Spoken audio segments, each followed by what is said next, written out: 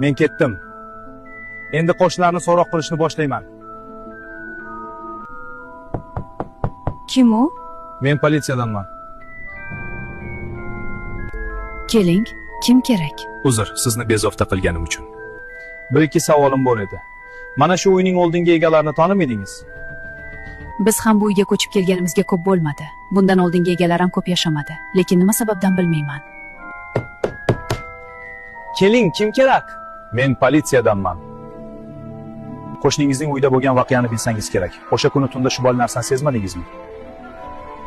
Ha, yaxshi ish bo'lmadi, lekin men hech narsadan xabarim yo'q.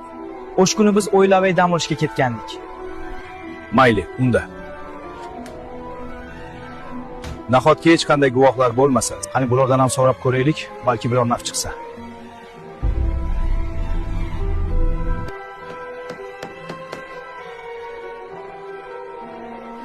Kim bu? Nima kerak? Men politsiyadanman. Sizdan bir narsa so'rasam bo'ladimi?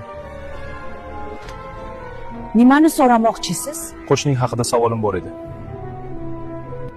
O'sha tunda bo'lgan voqea yoki bu uyning oldingi egalari haqida bilgan barcha ma'lumotingiz bo'lsa, hammasini ayting, iltimos. Men hech narsani bilmayman. Ha, hech narsa bilmayman. Men hech narsa bilmayman. Xonim, o'zingizni bo'lsing, sizga nima bo'ldi? Meni tinch qo'yar. Meni boshqa bezovta qilib kelmang bu uyga. Bu yerda nimadir bor? Ha, mayli.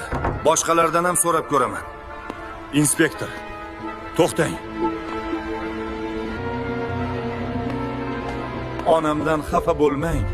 O'sha tungi voqeadan keyin ancha qo'rqib qolgan. Buni sizga anchadan beri aytaman deb yurgandim. Men sizga uyning oldingi egasi hamda o'sha tunda guvoh bo'lgan barcha narsani aytib beraman.